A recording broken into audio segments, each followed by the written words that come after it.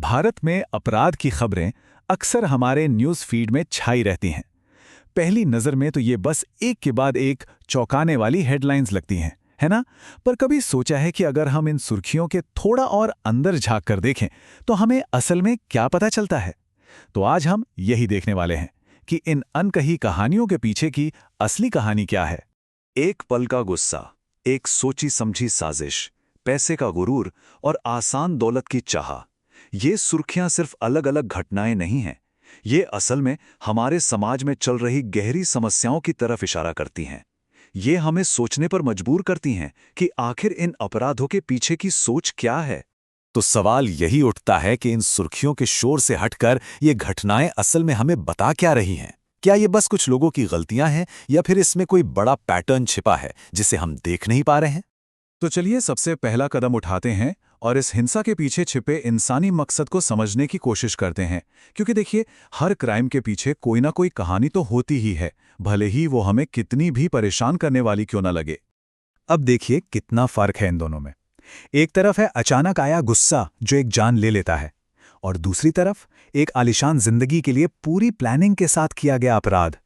मतलब ये दोनों किस्से हमें दिखाते हैं कि क्राइम की वजह कितनी अलग अलग हो सकती हैं। एक एकदम से भड़की हुई भावना है तो दूसरी एक सोची समझी ठंडे दिमाग की चाल। और सिर्फ गुस्सा ही नहीं, जलन, अवैध रिश्ते, ये भावनाएं भी बहुत खतरनाक मोड़ ले सकती हैं। ये घटनाएं एक तरह से हमें याद दिलाती हैं कि जब भावनाएं काबू से बाहर हो जाती हैं तो नतीजा कितना भयानक हो सकता है। चलिए अब एक और पैटर्न की बात करते हैं जो इन खबरों में साफ दिखता है, और वो है कमजोर लोगों का शोषण। 180 ये सिर्फ एक नंबर नहीं है।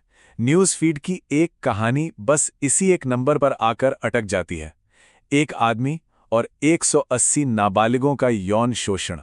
सच में ये आंकड़ा ही अपने आप में बहुत कुछ कह देता है। और ये कोई जुनून में किया गया क्राइम नहीं था, नहीं, ये एक पूरा तरीका था, एक शिकारी का तरीका। पहले लड़कियों को लव ट्रैप में फंसाना, फिर उन्हें दूसरे शहरों में ले जाना और फिर कंट्रोल करने के लिए उनके वीडियो बनाना। मतलब ये एक सिस्टमैटिक, पूरी तरह से प्लान किया हुआ शोषण था। और शोषण का एक और चेहरा देखिए। एक और मामले में एक 16 साल की लड़की को मानव तस्करों ने महज 25,000 रुपए में बेच दिया। 25,000। यह दिखाता है कि कैसे कुछ लोगों के लिए इंसानी जिंदगी की कीमत एक चीज से ज्यादा कुछ नहीं है। तो हमने भावनाओं की बात की, शोषण की बात की। अब आते हैं अपराध के एक और बड़े कारण पर, और वो है पावर, यानी शक्ति और उसका गलत इस्तेमाल। ये सिर्फ पर्सनल फीलिंग्स की बात नहीं है, ये ओहदे और असर के करप्शन की भी कहानी है। ये देखिए, पुलिस वाले ने कार रोकी, पिस्तौल तानी। ये लाइन हरियाणा के एक पूर्व उप मुख्यमंत्री के आरोप से ली गई है जो उन्होंने पुलिस पर लगाया था। ये एक सीधा साधा उदाहरण है कि कैसे सरकारी ताकत पर भी सवाल उठते हैं। लेकिन एक मिनट, पावर का मतलब सिर्फ वर्दी या सरकारी कुर्सी नहीं होता, है ना? पावर पैसे से भी आती है, ऊंचे सोशल स्टेटस से भी आती है, और किसी बड़ी संस्था से जुड़े होने से भी। जैसे कि ये मामले देखिए, एक तरफ मर्सिडीज में बैठे कुछ लोग जिन्हें लगता है कि वो पब्लिक में शराब पी सकते हैं, और जब एक आर्मी ब्रिगेडियर ने उन्हें टोका तो उन पर हमला कर दिया। ये है सोशल स्टेटस की पावर का गलत इस्तेमाल। और दूसरी तरफ T20 वर्ल्ड कप में करप्शन के आरोप की जांच। ये है इंस्टीट्यूशनल पावर का दुरुपयोग। मतलब चाहे सड़क हो या क्रिकेट का मैदान, पावर का गलत इस्तेमाल हर जगह दिख जाता है। तो ठीक है, हमने अपराध के पीछे के मकसद, शोषण और पावर के खेल को समझा। पर चलिए अब एक कदम और पीछे हटते हैं और ये देखते हैं कि ये जो खबरें हम तक पहुंचती हैं, उन्हें हमारे लिए कैसे पैकेज किया जाता है।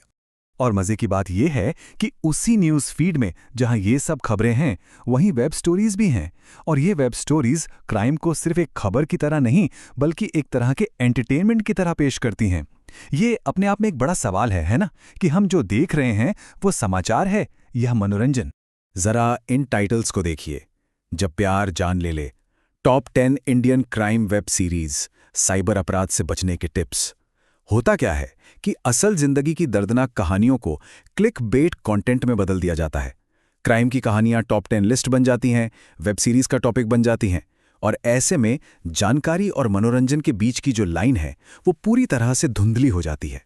तो आखिर में ये एक बड़ा सवाल हमारे सामने रह जाता है, जो खबरें हम रोज देखते हैं, क्या वो सिर्फ हमें दुनिया की सच्चाई दिखा रही हैं, या फिर वो हमारी सोच को और यहां तक कि हमारे समाज को भी एक नया आकार दे रही हैं? सोचने वाली बात है।